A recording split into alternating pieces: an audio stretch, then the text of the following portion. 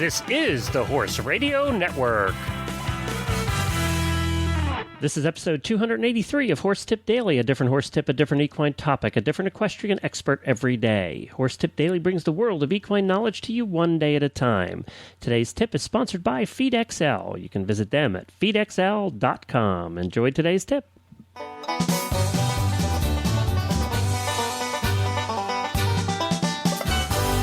This is Glenn the Geek from Lexington, Kentucky, and welcome back to Horse Tip Daily. Well, we have returning with us today Elisabeth McMillan, who is the founder of EquestrianProfessional.com. And as you know, EquestrianProfessional.com is the site for people in the horse business. It's a website that provides affordable horse business education and marketing tools specifically for horse professionals. And you want to stop on over there and take that a visit if you're in the horse business at all. And if you're listening to this, you probably are.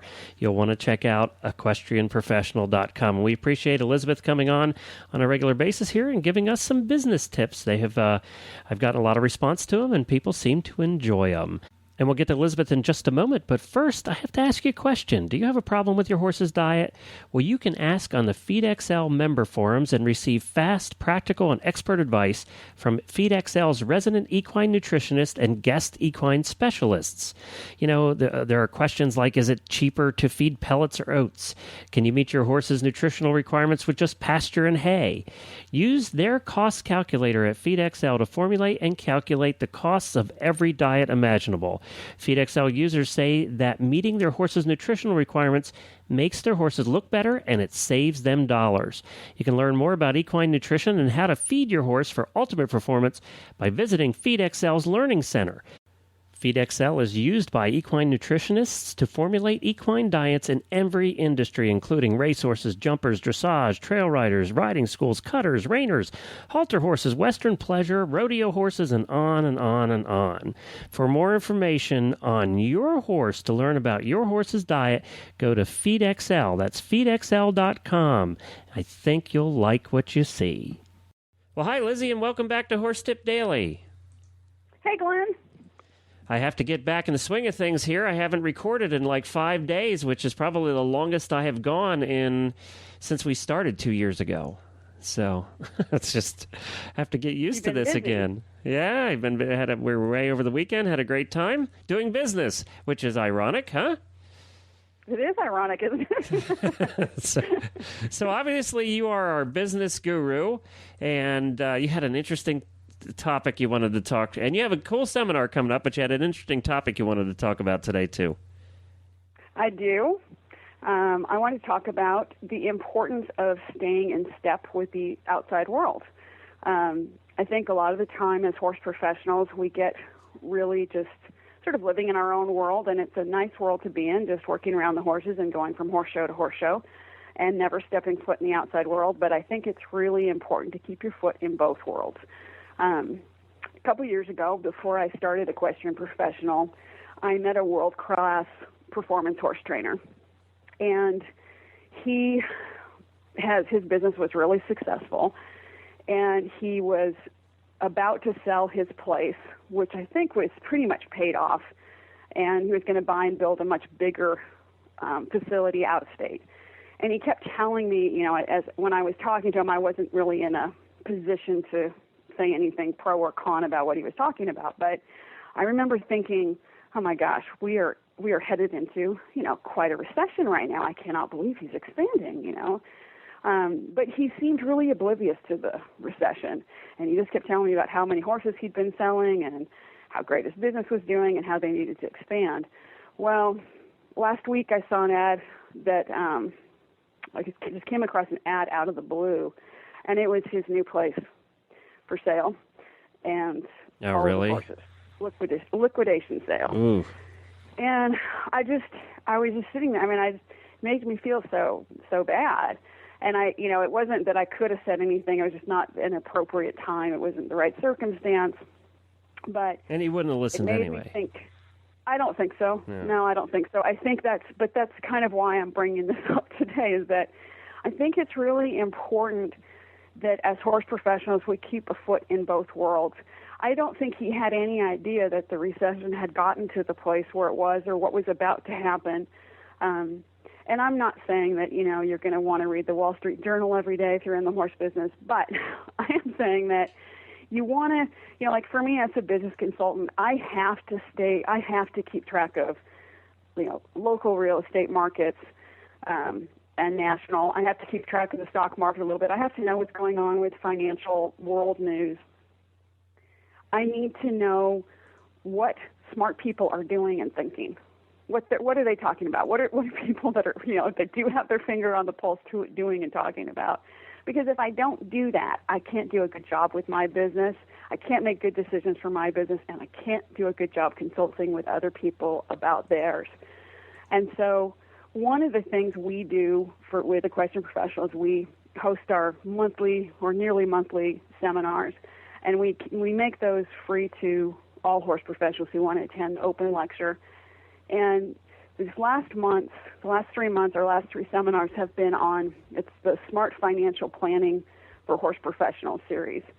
And the first one we did was recession recovery, was just trying to get people on solid ground, sort of going from like doing a past, present, future type approach with this series. So the first one was kind of recovering from the past and getting your business on even, ground. And the second one was about equine business insurance. It was about protecting your current assets. And the third one that we're about to do it's a couple weeks away. We're doing it on the 13th of September. And anybody who's interested can sign up. Just go to the Equestrian Professional site, and there'll be a sign up on the front page. And that one is going to be about planning for the future. It's going to be things like generating passive income for horse professionals, things that you can do to start preparing for either the time in life where you want to slow down or you want to quit. You need to stop maybe the horse business, whatever it may be. And what we're doing is we're having an expert from the outside world come in who has an understanding of the horse world and try to help bridge that gap and keep everybody in step with what's going outside versus what's going on inside. Because I just think it's really important. Well, and it's funny you say that, because anybody listening to this that wasn't a horse person would say they're not in tune with the outside world. They don't understand that when you're in the horse world and you have a horse business or a training stable or stuff. My wife is not in tune with the outside world. I mean, she when you're so into that, like this particular occupation is, it's very easy to tune out the outside world. Really easy. And it's time goes by so fast. Like you realize, I think because we love what we do, and you're busy doing it, and the next thing you know, you think it's just a few days that have gone by, and it's really a few decades. And right. It's very difficult, and it's very consuming. So it takes up so much of our thought time, our brain waves thinking about all of it. And so it sometimes is hard to shift and think about what's going on in the outside world. But I think it's just really, really critical, knowing, it sounds like a little thing in the horse world. It's a big thing in the outside world. Interest rates. Right. Whether it's buying a piece of property, knowing what's going on with real estate is incredibly important for making good financial decisions, whether it's that you're going to maybe be able to buy your first farm, or maybe it's that you then, you're seeing a trend and you might need to sell in 10 years or what have you. Those decisions are critical. I think about this man. I've thought about him every day since I saw that ad. He's in his 60s. I didn't mention that. He's in his 60s. Yeah. So starting over is a little tough, too. Yeah. Well, yeah. and there are a couple sources that you can get the headlines. That's what I do. I go to Drudge Report because I can get the headlines quickly, and they're all on one page. And then if you want technology, if you want to keep an eye on technology, there's one called the Dalan Report. That's DALAN report.com, and it has all the technology headlines. So you can actually, with those two places, I feel like I keep, and then a couple other places, I feel like I keep caught up with in 10 minutes every day. Mm-hmm. just keeping an idea, little thing, or not little things, but, there are things that affect the world. And, like Israel, is Israel going to attack the plants in Iran? Well, you might say, well, that's all the way over there. But if that happens and it escalates, it affects us over here. So because it'll affect the markets and, everything else. So they're just little things to always keep an eye on in what's going on in the world. That partly comes from me being a financial planner for 15 years, too. Oh, I didn't realize that. Yeah, I actually had a real job before all this horse stuff. Actually was 15 years in financial planning and for farmers, actually. So... And dealing with old farmers. Next time we'll call on you. We'll have you do this. It's been a long time, though. Been a long time. Been in the horse world a long time. So I could talk about the life of the horse person better than I can the life of a financial planner right now. But no, that's a great tip. Keep an eye on the outside world. So when's the seminar and how can they sign up?